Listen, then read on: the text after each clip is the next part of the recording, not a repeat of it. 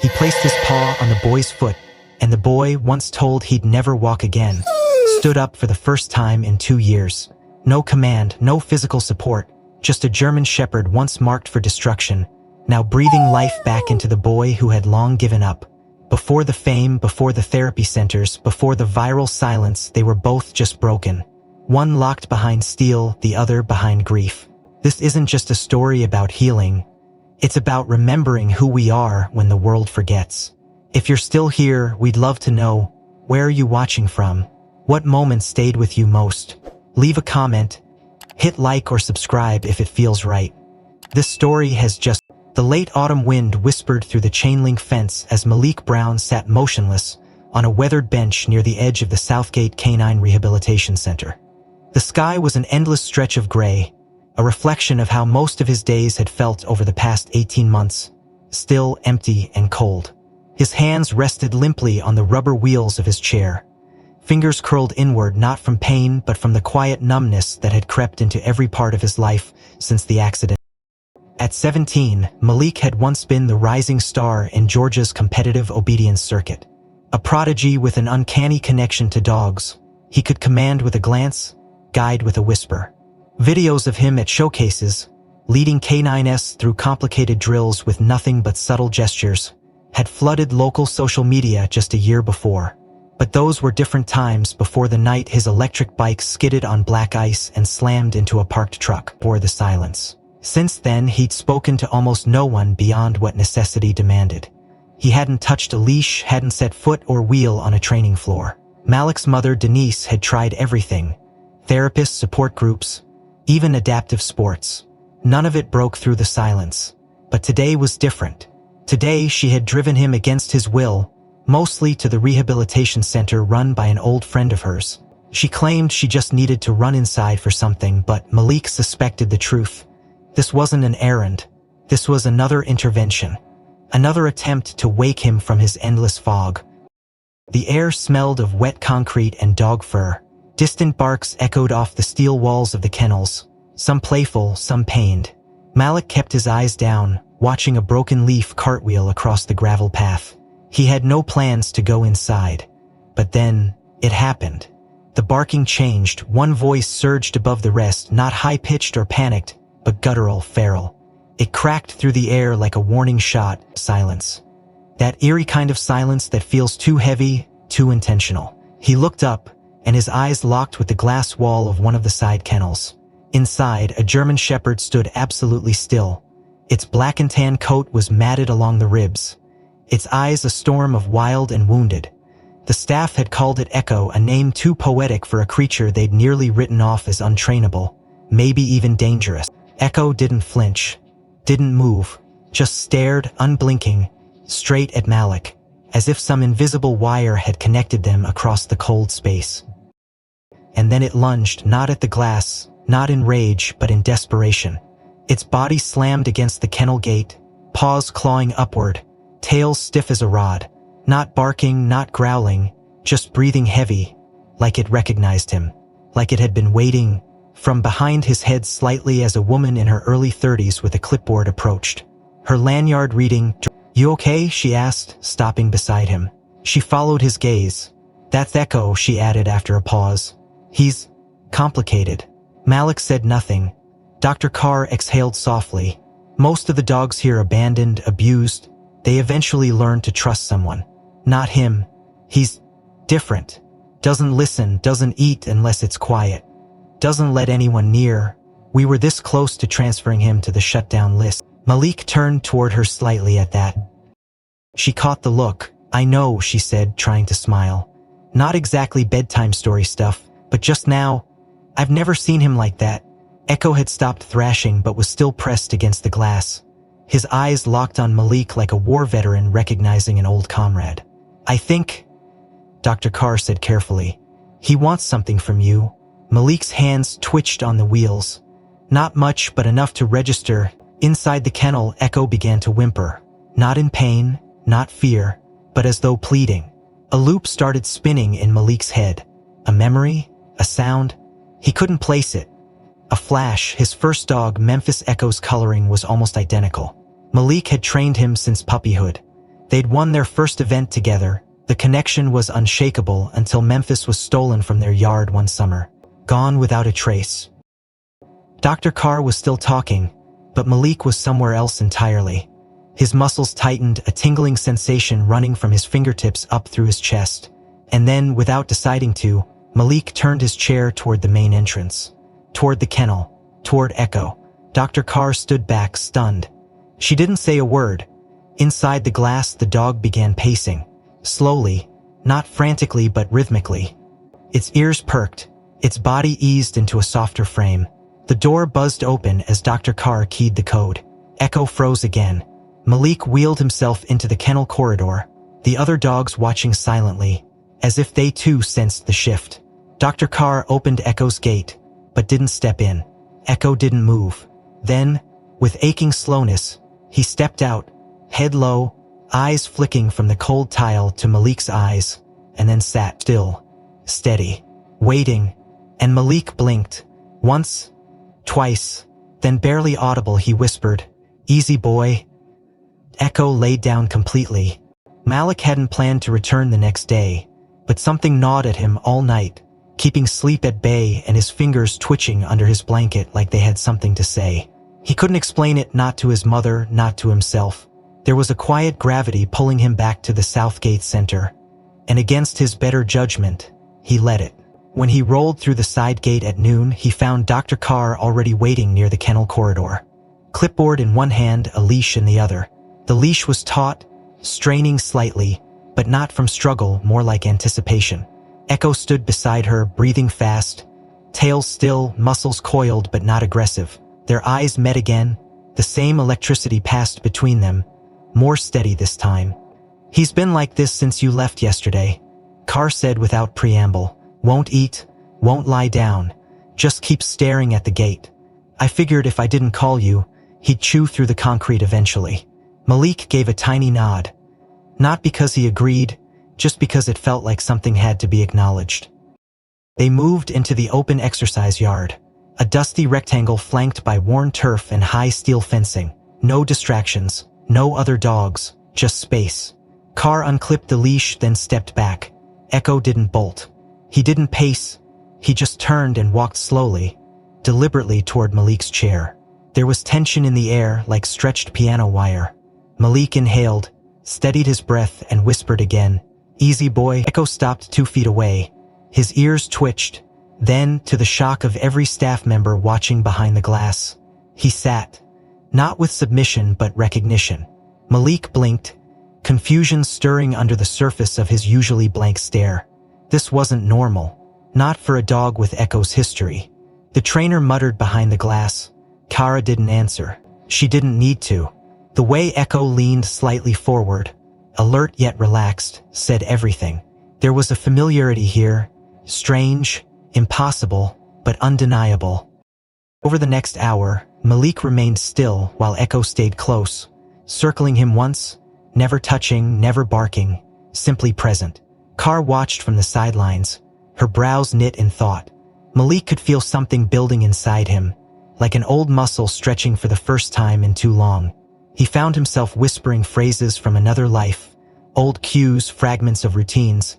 Heel. Echo didn't flinch, but with each word his breathing slowed, ears perked, body language softened as though decoding a forgotten dialect.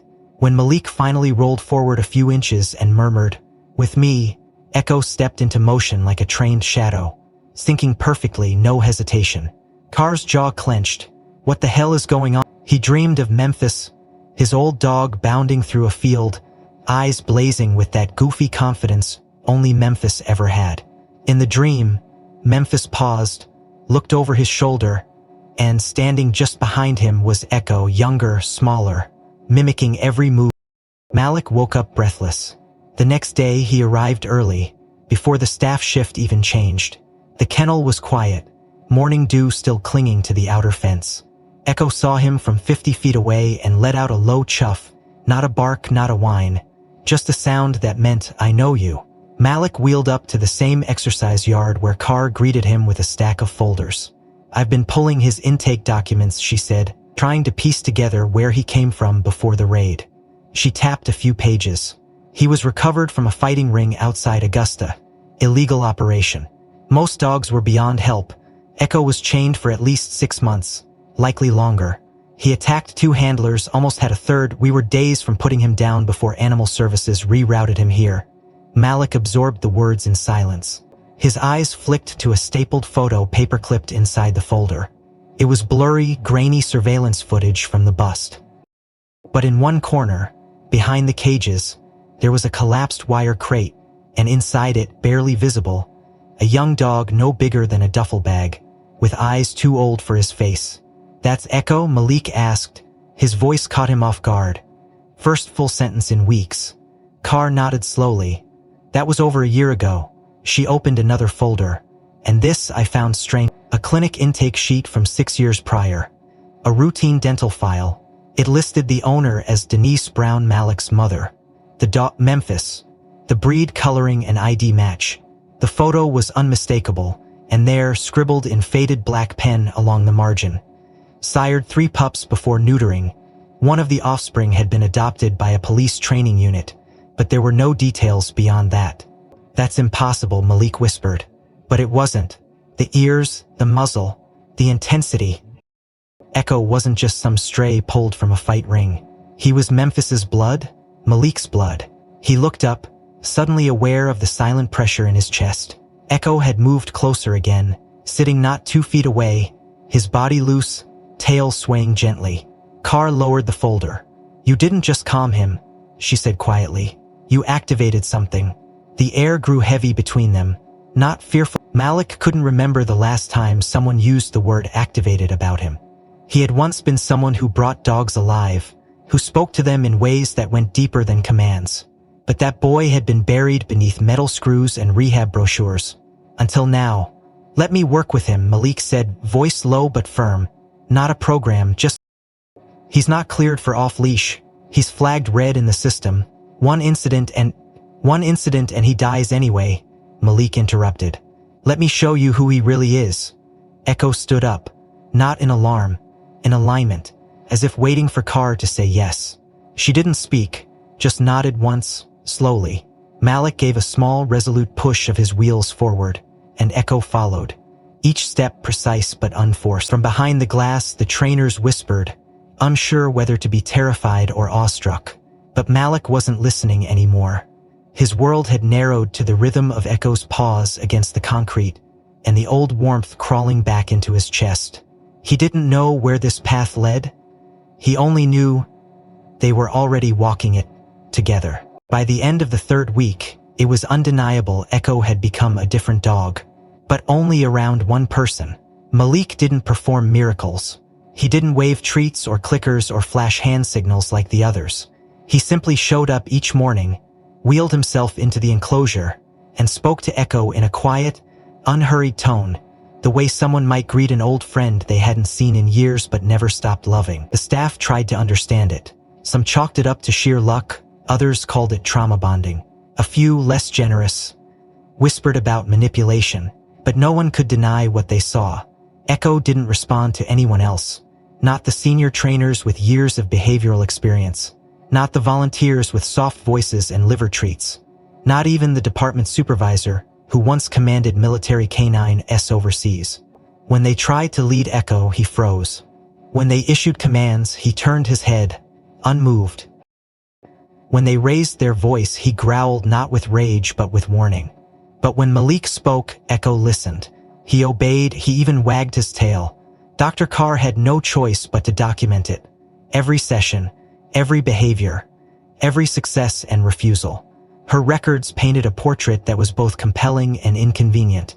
Malik, a 17-year-old in a wheelchair with no formal training since his accident, had become the sole behavioral conduit for a dog once destined for lethal injection. That wasn't something the center could ignore or explain.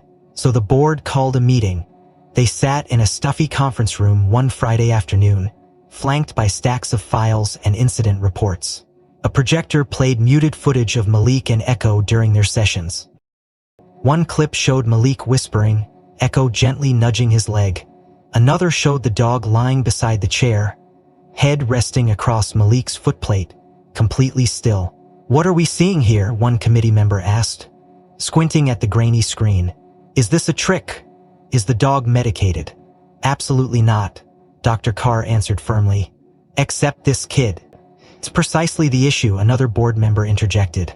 "It's a public safety risk. We can't base an entire rehabilitation plan on one teenager's influence. What if he stops showing up? What if the dog regresses?" "He's already regressed," Dr. Carr said. "He was on the kill list." Malik pulled him back. The room fell silent. Then someone added, "We need to test it independently. Remove Malik from the picture, observe the dog's behavior." And so, without warning, they did. The next Monday, Malik arrived to an empty yard and a clipped message at the front desk. "Session suspended for reassessment. No explanation. No appeal." Malik's jaw clenched as he stared down the hallway toward the kennels, heart pounding in a rhythm of confusion and dread. Meanwhile, in a controlled enclosure behind the main facility, Echo waited. Trainers entered, 2 at a time, armed with familiar tools, clickers, leashes, reward pouches. They approached slowly, cautiously, rehearsing every step. Echo didn't lunge, he didn't bark, he didn't growl, he just stood there motionless, silent. They offered food, he didn't eat. They gave basic commands, he didn't flinch. They tried gentle coaxing, nothing. His breathing remained even. His eyes drifted toward the gate, the wall, then the corner where Malik's chair usually parked. The trainers exchanged glances. One of them, a grizzled handler named Felix, muttered under his breath, "He's looking for him." The cameras recorded everything, hour after hour. No progress, no engagement. The behavior logs grew repetitive. No response, no eye contact, refused food, whined briefly when door opened. On day 3 of Malik's suspension, a local reporter caught wind of the story through a leak in the staff. The headline hit the regional newsfeed before lunch. Expert skeptical. It spread fast. The article painted Malik as a well-meaning but possibly delusional figure, implying the center was indulging sentiment over science. Miracle or myth? One station asked. Social media split down the middle. Supporters rallied with hashtags like "Let Malik Work" and "Echo Effect." Critics flooded the center's pages demanding safety audits. Malik didn't respond to any of it. He sat in his room, the TV off, his phone silent. The staff was demoralized, the board pressured. They allowed one final session, strictly monitored, recorded with full observation. Malik rolled in just past 9 a.m. The yard was quiet, save for the drone of the facility lights and the soft patter of dew evaporating on concrete. Echo was already inside. His ears pricked at the sound of the chair's wheels. Then he turned. His whole body shifted. The tail moved first, then the paws, then his chest rose with something that almost looked like a sigh. Malik crossed the threshold. "Hey buddy," he said softly. Echo bounded forward, not aggressively, not carelessly, but with purpose. He stopped 2 feet away and sat, head tilted. Cameras clicked from all directions. In the control room, someone whispered, "Well, I'll be damned." Dr. Carr leaned forward, watching every frame. Malik extended his hand. "He's okay now," he said. "I'm here." Echo pressed his nose into Malik's palm and exhaled. The trainers stared. Felix slowly lowered his clipboard. "You think he knew we were watching?" he muttered. "He didn't care." Carr replied, "He was waiting." The evaluation continued for another 30 minutes, but there was no point. The footage would speak for itself. Commands were given. Echo obeyed, even improvised ones. When Malik rolled backward and whispered, "Let's go home," Echo turned and followed without cue. By afternoon, the story had flipped. The same outlet that questioned Malik's credibility now ran a new headline. "Echo only listens to teen handler expert surprised." Support poured in. Former canine handlers, animal psychologists, even trauma therapists commented online about the possibility of mirrored healing. Malik, for his part, didn't read the comments. He only cared about one thing. Echo ate a full bowl of food that evening for the first time in 4 days. The next morning, Malik returned early. Carr was waiting by the gate, her arms folded. No clipboard this time. "They're not sure what to do with him now," she said. "But they know one thing. He doesn't belong in isolation anymore." Malik nodded. "Let me take him further," he said. "No pressure, just—" Malik whispered something no one else could hear. Echo responded with a low, steady whine, a sound not of stress but of readiness. Carr stepped back, her expression unreadable. And then, that week something shifted, not in Echo and not in the center but in Malik. His visits became quieter, more intentional, less about proving anything to anyone, and more about rediscovering pieces of himself buried under metal rods and quiet grief. Every morning he wheeled into the yard before the sun had cleared the trees, and every morning Echo was already waiting. They didn't do drills. Not in the traditional sense. Malik would speak, Echo would move, then rest, then move again. Their rhythm wasn't mechanical, it was musical. One morning, while the dew still clung to the chain-link fence like tiny stars, Malik sat in the middle of the yard, Echo at his side.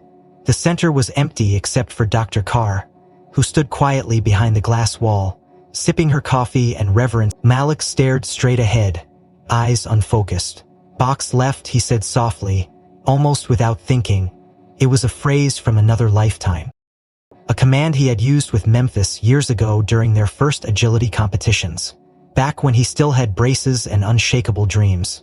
It wasn't part of any standardized system, just a nickname they'd come up with. Box left to cue a tight pivot and return maneuver.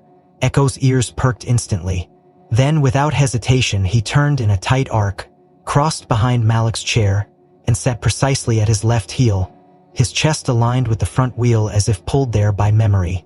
Malik blinked. The command had been extinct, buried beneath therapy appointments and pity. He hadn't said it out loud in years. Box right, he whispered, testing fate. Echo responded again, circling to the opposite side and settling like a ghost retracing old choreography. Dr. Carr's coffee cup trembled slightly in her hand. Her eyes locked on the pair, unblinking, looked down at Echo, who now sat calmly, breathing in rhythm with him. "How do you know that?" he murmured. The dog tilted his head, as if to say, "Because you taught me."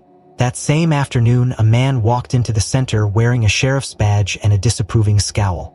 He moved with the kind of stiff authority that made people step aside instinctively.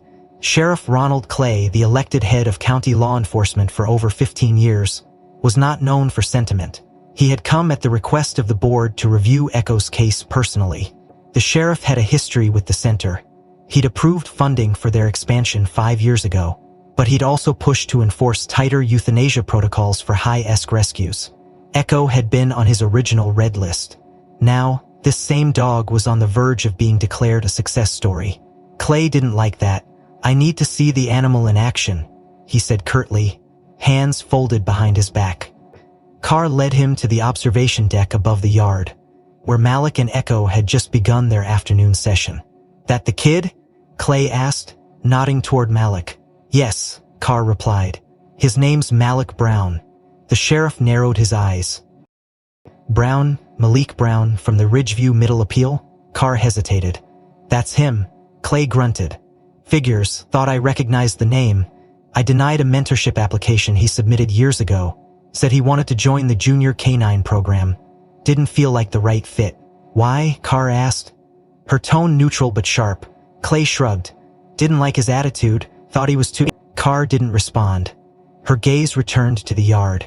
Malik was working with Echo again, this time guiding the dog through a wide circle around several cones, using only eye contact and short clicks of his tongue. "Impressive," Clay admitted reluctantly. "But it's not sustainable. That boy's not certified. That dog's still flagged dangerous."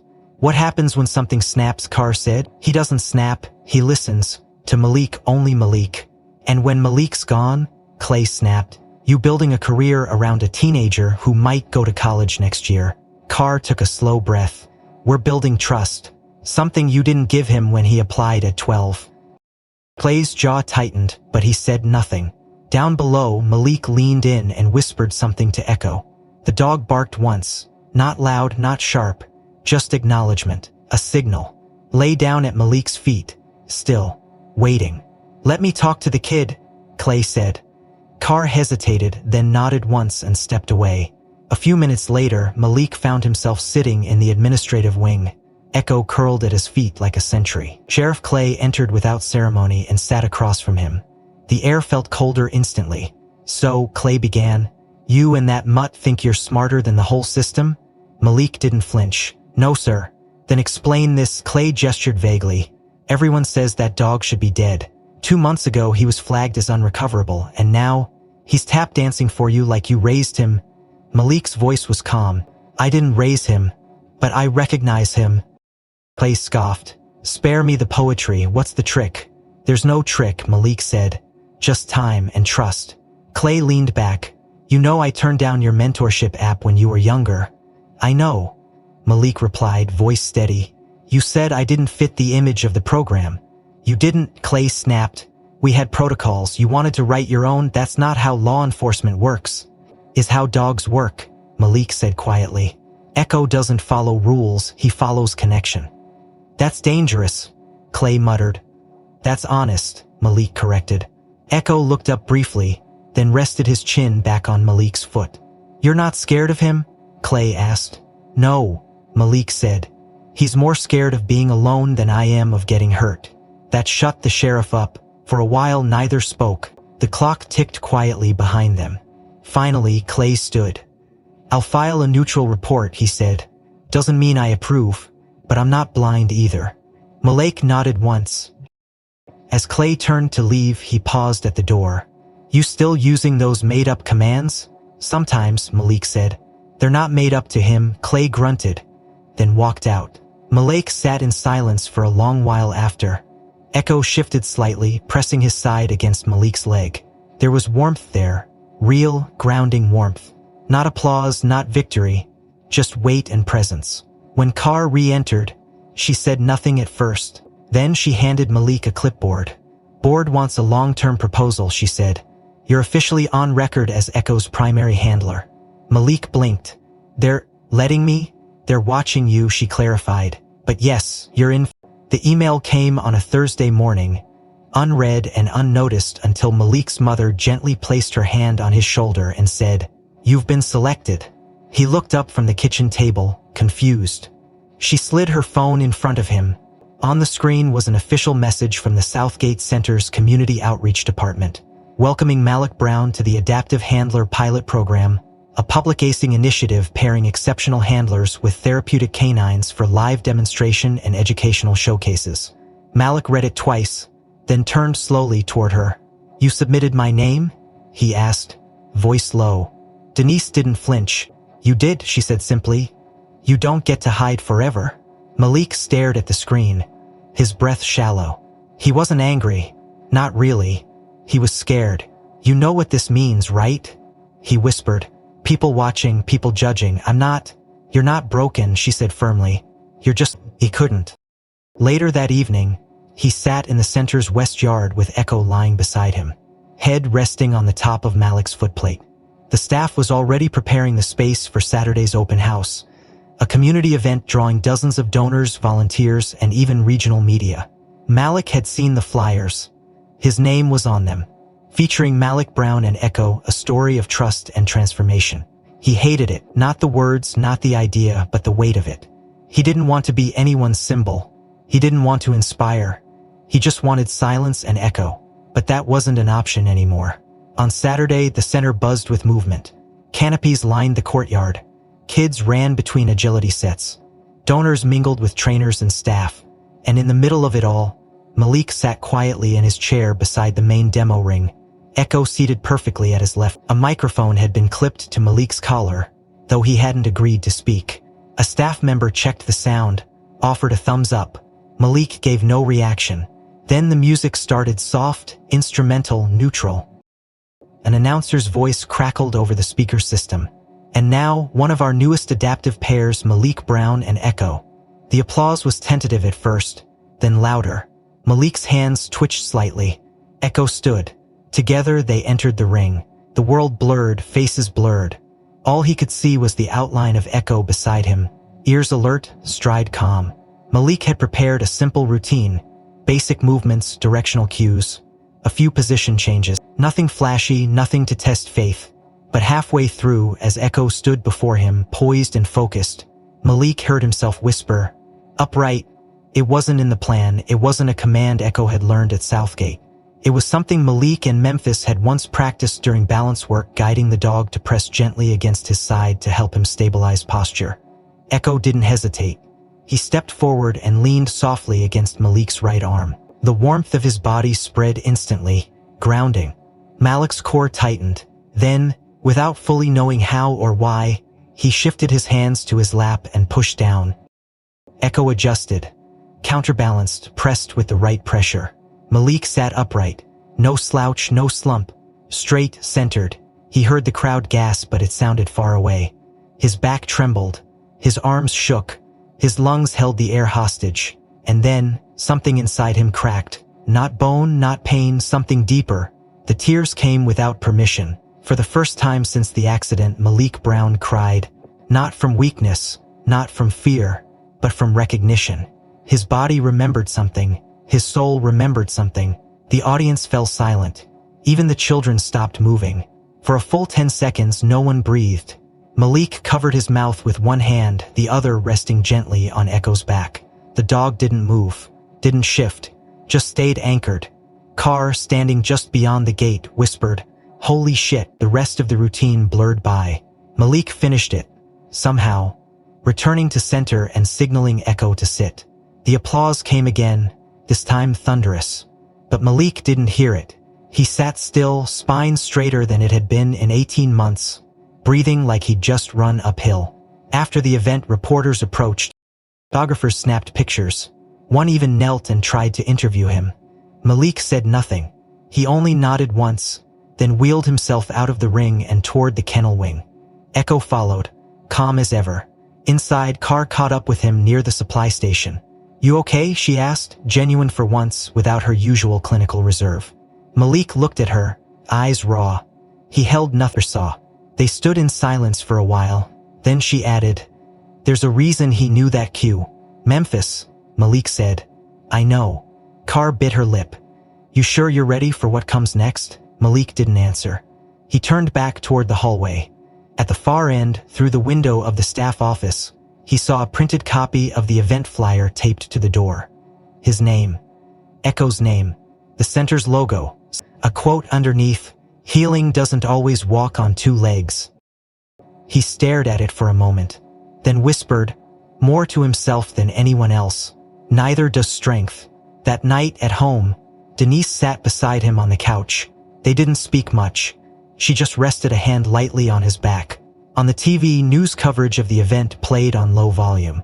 The camera zoomed in on the moment Malik rose upright, Echo bracing beside him. The anchor's voice, gentle with awe, spoke over the image. For one young man and one forgotten dog, this wasn't just a trick, it was a testimony. Malik clicked the remote off. "I didn't ask for this," he muttered. Denise nodded. "No, but maybe you're meant to carry it anyway." He looked down at Echo, curled beside the couch. The dog lifted his head, ears perked, eyes soft. "You knew, didn't you?" Malik whispered. Echo blinked slowly, then lowered his head onto Malik's foot.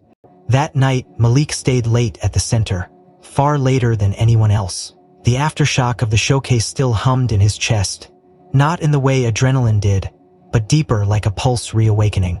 He didn't want to go home just yet. Everything at home felt smaller now, like it couldn't hold what had just happened. Carr had allowed him to use the staff lounge, and Echo had been placed back in his secured kennel for the night, per regulation. Malik didn't fight it. He knew the rules. He needed rest anyway, but sleep didn't come. He sat in the dim glow of the lounge, scrolling through the muted TV screen where footage of him and Echo looped every half hour. No matter how many times he watched that moment, Echo pressing gently against him, his back straightening, it never felt real. Around midnight, Malik dozed off in the recliner, his arms crossed, his head tilted to one side. Security footage would later show the clock striking 1:06 a.m. when Echo stood up inside his kennel. Not startled, not restless, just deliberate. He walked to the gate, sniffed at the lock, then, with a series of calculated movements, nudged the latch upward, using his snout and paw. The mechanism, rusted slightly from disuse, gave with a soft click. Echo paused, ears twitching, then stepped out slowly, silently. The hallway cameras caught his silhouette moving toward the staff wing. He didn't bark. He didn't run. He knew where he was going. By 1:11 a.m., Echo was inside the lounge. The door had been left slightly ajar. He walked straight to the recliner, circled once, and lay down against the side of Malik's wheelchair. When the morning staff arrived at 6:30 a.m., they found Malik still asleep, his fingers draped lightly over Echo's back. It was Carr who pulled the security footage and sat through all 5 minutes of it in stunned silence. She didn't call the board. She didn't flag it as a safety breach. Instead, she downloaded the footage, clipped it, and after 3 hours of indecision, uploaded it to the center's official social page with the caption, "When trust chooses you back." Within 12 hours, the clip had over 3 million views. By the end of the week, it had cracked 20 million. Echo's midnight escape and quiet loyalty became a viral sensation, covered by news outlets, therapy networks, and behaviorists. They called it the sleepwalk bond, the guardian dog, the silent pact. But Malik didn't care about the names. He only cared about what it meant. Echo hadn't followed command. He hadn't been coaxed. He had chosen. And that choice changed everything. 2 days later, Malik sat across from Dr. Carr in her office while she sifted through a folder of printed emails. "You've got fans," she said dryly. "From 6 continents apparently, and a few hundred offers to buy Echo." Malik scowled. "He's not for sale." "I know," Carr replied. "I said no to every one." But she handed him a letter, an actual envelope, handwritten. No return email, just a name. Mariah Jennings from Athens, Georgia. Malik opened it slowly. The handwriting was careful, almost fragile. "Dear Mr. Brown," the letter began. "My name is Mariah. I have a 6-year-old son named Liam. He is on the autism spectrum and is completely nonverbal. We've tried dozens of therapies. Nothing has helped him communicate. But last night, when I showed him the video of you and Echo, something happened." He pointed. He smiled. And for the first time in his life, he said a word. He said, "Dog." Malik's hands trembled slightly as he read. "He now asks to watch your video every morning. He taps the screen and says, 'I don't know if this is possible, but if there's any way my son could meet Echo, even for a few minutes, please. I'll drive anywhere. I'll sign anything. Just, please." Malik read the letter twice, then placed it carefully on Carr's desk. "We're doing it," he said. Carr didn't hesitate. "Already cleared with legal. They'll be here Friday." When Friday came, the center felt different. It was quieter, more sacred. Malik arrived early, Echo already by his side. The staff kept their distance. Everyone knew this wasn't a demonstration. This wasn't about donations or media or policy. This was something else. The Jennings family arrived just after 10 a.m. A young black woman with tired eyes and a boy who gripped her hand tightly, whose small fingers twitching with nervous energy. Liam didn't speak. He barely looked at anyone until he saw Echo. The moment their eyes met, something passed between them. Malik recognized the look. It was the same one Echo had given him on that first impossible day. He watched as Echo sat, still and patient. Liam hesitated, then slowly released his mother's hand and walked forward. 1 step, 2, 5, then he was standing in front of Echo, eyes wide, lips parted. He reached out and touched the dog's ear.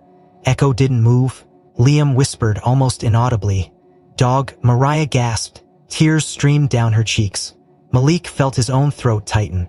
Liam sat down. Echo laid his head on the boy's lap. They stayed that way for 20 minutes. No one interrupted. No one dared. Malik turned to Carr, who stood beside the door, her arms crossed tight against her chest. "He didn't know he could do that," he whispered. Carr's voice was softer than he'd ever heard it. "Neither did I." Later, as the Jennings prepared to leave, Liam walked back toward Malik's chair, Echo beside him. Malik knelt slightly forward. "He's yours today," he said gently. Liam looked up, unsure what that meant. Malik nodded toward Echo. "He wanted to meet you, and you showed him who you are." Liam reached out and touched Malik's hand, then turned and whispered something only Echo seemed to hear. The dog barked once, soft and light, then nuzzled the boy's side. Mariah mouthed a thank you so full of weight it nearly knocked Malik over. As they left, Malik remained by the window, watching the boy climb into the car, Echo's scent still lingering in the hallway. Carr walked up beside him. "What do you think he said?" she asked. Malik looked down at his hands, then at the paw prints fading on the tile floor. "Maybe the same thing I did," he said. "Don't leave." It started with a phone left recording on a bench. One of the interns had forgotten it during cleanup after Liam's visit. The device had been propped upright, camera angled slightly downward, but it captured everything. For almost 8 minutes, Malik and Echo moved inside the training yard with a fluidity that didn't need narration. There were no spoken commands, no gestures, no leash. Just proximity, rhythm, and the invisible current flowing between them. Echo mirrored Malik's turns without cues, pivoted with him around cones, circled back with precision, then slowed to a halt every time Malik stopped his wheels. The footage had no background music, just wind, leaves, breath. A moment of stillness at the end showed Malik reaching down, brushing his fingers along Echo's shoulder, and mouthing something, 2 words. Echo responded with a low, soft bark, barely audible, as if only meant. By the time the intern retrieved her phone, the video had already auto-backed up to her cloud. Out of instinct more than intention, she clipped the cleanest parts and posted it to her personal account with the caption, "No words, just trust. The silent command." It hit 5 million views in 2 days, 10 million by the end of the week. News anchors replayed the clip as part of uplifting moments segments. Behaviorists dissected it on podcasts. The term silent command became a trending topic worldwide. Schools reached out. Therapy networks requested appearances. Even a defense training symposium extended an invite to Malik to speak on emotional imprinting between canine and handler. Malik didn't respond to most requests. He didn't care for lights or press or being turned into someone else's symbol. But he understood why the world watched, because deep down, people didn't just want miracles. They wanted proof that healing didn't need noise. Meanwhile, the center's inbox flooded, but one email stood out, forwarded directly to Dr. Carr's personal account, flagged as urgent by a department contact in Atlanta Fire and Rescue. The subject line read, "I know that dog." Echo standing beside Malik at full attention, head high, eyes sharp. The body of the message was from a fireman named Paul Rivas. He claimed to have responded to a kennel blaze in an unregistered dog training compound outside Augusta, almost 2 years prior. The fire had gutted most of the structure. Dozens of animals had perished, but one had survived, dragging a toddler from the flames before emergency responders arrived. Paul wrote that he remembered the dog because of its eyes. Not wild, he typed, but old. Like he'd seen too much and still chose to help. They never identified the dog. It bolted once sirens came, vanishing into the nearby woods before anyone could tag or scan it. The only reason the incident was even documented was because body cam footage from another responder caught a glimpse of the shepherd disappearing through the smoke. "It's him," Paul wrote. "I know it's him. That's your dog. That's Echo." Carr didn't sleep that night. She reviewed archived footage from the Augusta fire. Grainy, smoky, choppy from frame skips, but there it was. A German shepherd pulling a small child from under a fallen beam, gripping the child's coat by the hood and dragging backward across embers. There was a white patch on the dog's chest then, since singed away in later medical reports. But the eyes, those eyes, she brought the evidence to Malik, show were disproportions. He sat quietly as she explained, flipping through each printed image. He ran into a fire to save a child. He said, he was never trained for that. No one told him to, he just did it. Malik stared at the paper, friendships brushing the edge of the photo. "No leash," he murmured. "No command," Carr nodded. "Just instinct." Malik looked down at Echo, who now lay at his feet calm and steady. "Why wouldn't he tell anyone?" Carr smiled faintly. "Maybe he didn't think it mattered. Or maybe he was just waiting for someone who saw him for who he really is." Malik's chest tightened. Echo, the dog deemed too violent to keep alive, had once risked his life for a stranger. It wasn't just about training, it was about choice. The story, once verified, went public within days. The original firefighter, Paul Rivas, appeared on a local morning segment with tears in his eyes. "I thought we lost that dog in the fire," he said, his voice cracking. "Turns out, he just kept saving people." The footage of Echo dragging the child played side by side with the silent command film. The dog, Malik, watched it unfold, not with pride but with a solemn kind of awe. He hadn't saved Echo. Echo had saved himself again and again, and now, through him, others. The inbox filled with messages from burn survivors, special needs families, trauma counselors, veterans with PTSD. All of them asking, wondering, hoping, Can we meet him? Can he meet us? Can he help someone we love? But he answered every message. That Sunday, during a closed session before the center reopened for the week, Malik entered the yard with Echo at his side. Carr waited by the fence, arms crossed, clipboard forgotten. Malik didn't speak. He simply opened his hand and made no movement. Echo sat. He leaned in. Then, slowly, Malik placed both hands on his knees, took a breath, and whispered, "Heal." Echo moved in perfect sync beside him. They walked once around the perimeter, then returned to the center of the ring. Malik turned to Carr. "We need to build something," he said. "Not for shows, for the ones who don't have words." Carr nodded. "Like Liam, like Echo," Malik said. Outside the center's gate, news crews waited again. But Malik didn't walk to them. He stood beside Echo and whispered something the cameras couldn't hear.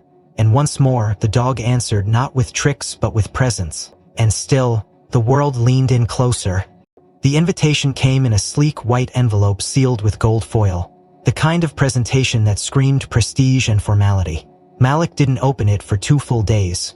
It sat untouched on the corner of the table in Dr. Carr's office, until she finally pushed it toward him during their morning debrief. "It's real," she said. "They're asking you and Echo to open the National Freestyle Companion Show. That's not a local fair gig, Malik, that's prime time." He didn't look at the envelope. "It's not for me," he said. "I don't do arenas. I don't do crowds." "You've done all of that already," Carr reminded him gently. "Every time you step into this yard, the world watches." Malik shook his head. "That's different. Here, I know the rules, I know the ground." Carr's voice dropped lower. "So does Echo." He didn't respond. That night, Echo skipped dinner. At first, Malik assumed it was stress or heat. But by the second day, the untouched bowl remained, and Echo had taken to pacing outside the window of Malik's usual practice room. By the third day, Carr stepped into the lounge holding Echo's bowl in one hand and a clipboard in the other. 3 days, Malik, she said, not a bite, not even water. He's not sick. Vitals are perfect. But something's wrong. Malik looked at Echo, who lay curled on the floor with his back to them. Eyes open but distant. "He knows," Carr said. "He heard you turn it down." Malik's stomach twisted. He wheeled himself forward, stopping beside Echo's body, and lowered his voice. "You want that?" Echo didn't move. "You want the lights, the crowd, silence, because I don't." Echo lifted his head slowly, deliberately, then stood and placed his chin on Malik's lap. Not a plea, not a trick, just a weight that said yes. The Freestyle Companion Show was held in a domed stadium outside Charlotte, North Carolina, an arena built for thousands. Every inch of it broadcast Echo with camera rigs, press booths, and velvet floors. When Malik arrived with Echo 2 days before the performance, a ripple spread through the competitor camp. No wheelchair handler had ever been on that field. Ever. Some whispered with curiosity, some frowned in skepticism. Others smiled, but only with their mouths. Echo remained calm the entire time, never barking, never pulling, just watching, always watching. During the orientation, organizers offered Malik an adapted routine suggestion: shortened time, alternative ramps, pre-recorded cues. Malik declined. "We won't need any of that," he said quietly. "We're not doing a routine. This is a freestyle event." Malik nodded. "Exactly." The night of the showcase, the arena lights dimmed and the announcer's voice filled the stadium. "Ladies and gentlemen, please welcome our special opening pair, the duo that has redefined the meaning of companionship, Malik Brown and Echo." The crowd erupted in applause. Cameras panned to Malik as he rolled calmly into the center of the ring, Echo at his side, leash draped loose. He wore no costume. Echo had no accessories. No upbeat music played, just ambient tones, soft and slow. Then, the spotlight dimmed further. For 60 seconds, nothing happened. Malik sat still, Echo stood beside him. No commands, no choreography, just breath. Then Malik moved forward slowly, one wheel rotation at a time. Echo walked beside him, step for step, never ahead, never behind. They made a circle once, then again. On the third pass, Malik whispered just barely above silence. "With me." Echo responded not with a spin or a leap or a bow, but with presence. He matched Malik's speed. He adjusted when the chair tilted slightly. He kept his body inches away at all times. The crowd, expecting flips or music-amped motions, fell into an eerie hush. A murmur swept through the stands. The judges looked at each other. One leaned toward the mic to speak but stopped, because something was happening. The more Malik moved, the more Echo mirrored, not in commands but in understanding. Every pause, every turn, every glance, the dog responded as if reading breath, not speech. The silence grew heavy, intimate. Then, Malik stopped in the center. He looked down at Echo, who sat without cue. Slowly, Malik reached out and touched the space behind Echo's ear. "Thank you," he said. The mic didn't catch it, but Echo did. For a heartbeat, the entire stadium held its breath. Then someone began clapping. Soft, hesitant. A child in the front row. Then another and another, until the entire arena erupted. Not in cheers of entertainment, but in awe. The kind of awe reserved for something sacred. The crowd stood. Every judge stood. Some hands less Bowick hand, reaching to pet Echo with quiet reverence. One veteran trainer with over 20 years of titles whispered, "That wasn't a performance, that was prayer." Malik didn't reply. He looked down at Echo, who simply leaned against his leg and closed his eyes, as if finally at rest. In the press booth, reporters scrambled to find the right headline. The quiet act that shook the arena. When a dog chose presence over tricks. Malik and Echo, the companionship that didn't need to perform. Later, as the arena emptied, Malik sat alone on the edge of the ring. Echo curled at his feet. Dr. Carr walked up behind him, her voice soft. "You didn't say a word out there," she said. Malik looked at her.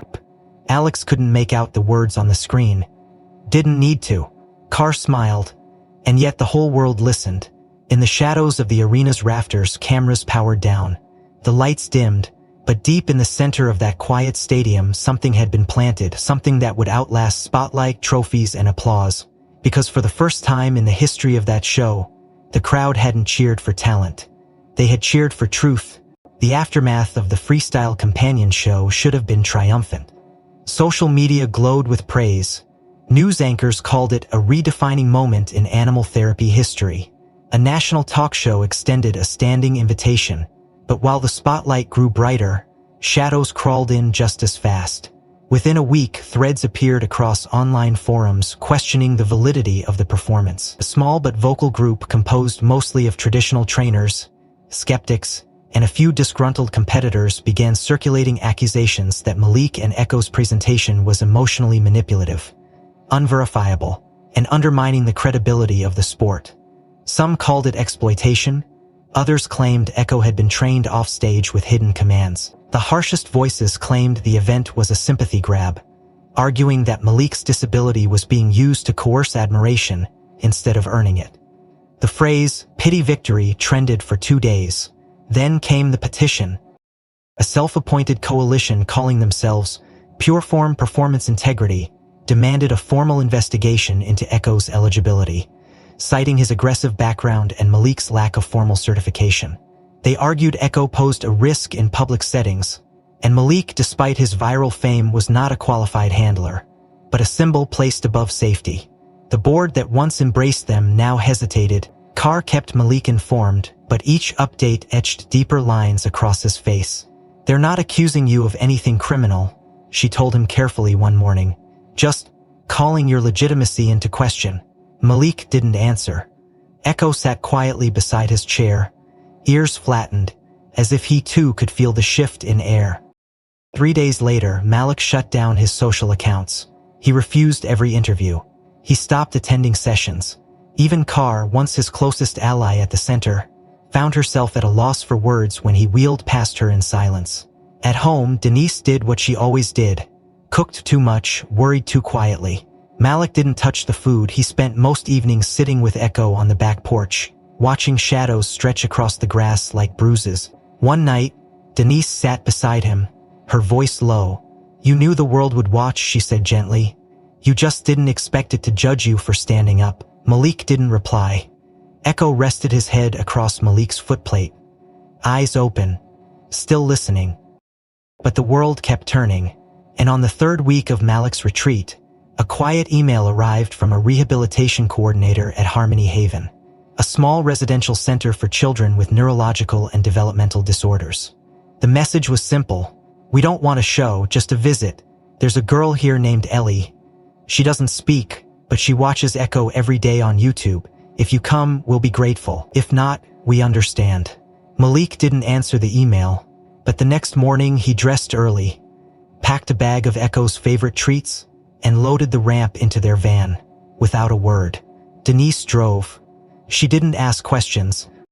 Harmony Haven was nestled at the edge of town, surrounded by wild grass and the soft hum of wind chimes. Inside, the halls were bright and quiet. Staff moved gently, voices low. Children played in sensory corners, some clapping, some rocking, others simply staring into space. Malik and Echo were greeted without ceremony. No cameras, no announcements. Just a nurse named Donna with tired eyes and a hopeful smile. Ellie's in the blue room, she whispered. She's particular, doesn't let anyone touch her, doesn't respond to sounds, but she watches Echo's videos for hours. She holds the tablet to her chest and laughs, but no words, never a word. Malik nodded. He wheeled into the room, Echo padding silently behind. Ellie sat alone on a beanbag by the window, clutching a stuffed dinosaur. Her eyes flicked toward them, then back to the window. Malik didn't speak. He just stopped 4 feet away. Echo stood still, no movement, no bark. Slowly, Ellie turned her head again. Her eyes landed on Echo. The stuffed dinosaur dropped from her hands. She blinked, once, twice. Then, without prompting, she stood. No one moved. No one breathed. Echo took a step forward. Ellie didn't flinch. He took another, and another, then stopped, inches from her. She looked at him, really looked. Her hands, small and trembling, reached out and touched his ear. A sound caught in her throat, something soft, almost like a hiccup. Then it formed. Malik's chest tightened so hard it felt like it might shatter. Ellie didn't seem to notice the adults. She was too busy pressing her forehead against Echo's muzzle, repeating the word again and again. Dog, dog, dog. Echo didn't move, didn't blink. He simply leaned into her, absorbing her small weight with the patience of something ancient. Malik turned toward the doorway, unable to hold them. Denise was already there, her hand pressed to her mouth, eyes shining. You brought him here, she whispered. Malik shook his head. No, he said. Brought me. Word of the visit didn't go viral. There were no reporters, no flashy headlines. Just a quiet photo taken by Donna. Echo curled beside Ellie on the beanbag, her hand resting lightly on his neck. Malik in the background, not watching the camera but watching the two of them. When Carr received the photo, she didn't forward it. She printed it and pinned it to her office wall beneath a note that simply read, "Let them talk, he's still listening." That evening, as Malik and Echo sat together on the porch once more, the sky painted in fading orange, Denise stepped outside holding the mail. There's another envelope, she said, same as before. Malik took it. Inside was a letter, not an invitation but a thank you. Handwritten, from Ellie's mother. It ended with 4 words. You changed her world. Malik folded the paper and placed it beside him. Echo nudged his arm, then rested his head on Malik's shoulder. You heard that? Malik asked softly. Echo blinked slowly. Malik smiled, the first in weeks. The charity gala was held in the grand rotunda of the Westside Civic Hall, a place lined with polished marble floors and banners stitched with gold leaf. Dozens of community leaders gathered beneath warm lights and murmuring chandeliers. The event was organized to raise funds for therapeutic programs for at-risk youth and special needs children programs, now modeled after what Echo and Malik had quietly begun to represent. Carr stood at the registration table, clipboard in hand, giving last-minute instructions to volunteers and scanning the growing crowd. Malik arrived quietly, wheeled through the side entrance to avoid the cluster of cameras at the front. Echo followed close, wearing no vest, no medallion, just himself. Calm, steady, eyes alert. Malik wore a plain black jacket over a navy button-down, hands trembling only slightly as they moved over his lap. It wasn't the lights that made him nervous. It was the moment he knew was coming. He hadn't agreed to speak at first. The invitation to the gala had included his name in the program with the title Keynote Reflection. He'd almost declined entirely, But something about Ellie's voice still echoed in his mind. Something about the way Echo had sat beside her, like passing a flame without burning. Carr had said, maybe it's not about saying something new. Maybe it's just about being seen again. And so Malik came. He watched as the evening unfolded. Speeches, pledges, laughter. Videos played highlight reels of Echo, slow magna clips of their silent command, interviews from families Echo had helped. None of it felt real, until they said his name. The MC stepped aside and welcomed Malik Brown to the stage. A spotlight swept across the room and landed on him. The applause began gently, then swelled. People stood, some clapped, some just smiled, hands to hearts. Malik felt Echo's body tense slightly beside him, not anxious, just ready. He wheeled toward the ramp, slowly, each push of the wheel steadier than the last. As he reached the podium, the noise settled. Malik didn't begin with words. He sat, quiet. Echo stood beside him. The hall hushed again. Then, Malik placed both palms on the armrests. He didn't rush. He didn't breathe too hard. Just Echo didn't move. Just watched as if sensing the storm behind Malik's eyes. Then Malik stood. No brace, no lift. Just one leg, one moment, one choice. The crowd didn't cheer. They didn't scream. Because the silence said more. In that breathless room, people could feel something ancient rise. Not the power of recovery, not even strength, but the presence of something breaking free. Malik gripped the podium only lightly. His left leg trembled under the strain, but it held. Then Echo moved.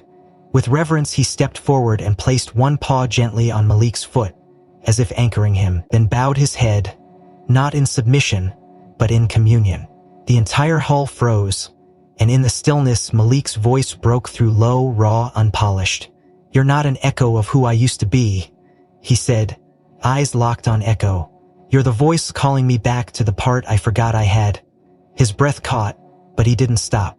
"You call it healing. They call it training. But really, it's just remembering.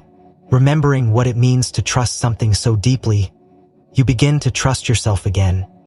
Echo blinked slowly, still holding Malik's foot under his paw. The camera lights dimmed. No one moved. One child in the front row whispered. He stood, and her father simply nodded, tears streaking down his cheeks. Malik turned his gaze to the crowd. "This," he gestured to Echo, to his body, to the moment. "This isn't about defying odds. It's about reclaiming silence." Someone clapped once, and then the flood came.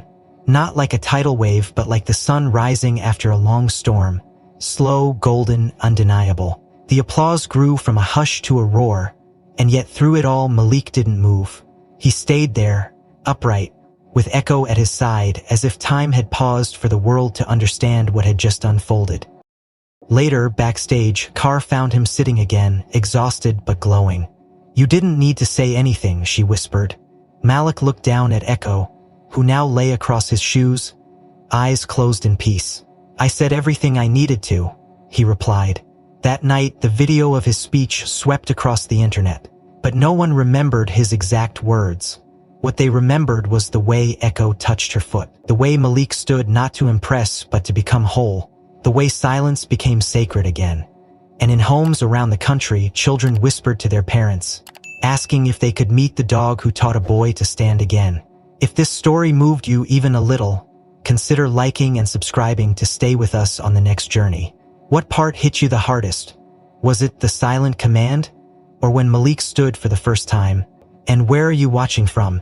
Drop a comment, and we'd love to hear your thoughts.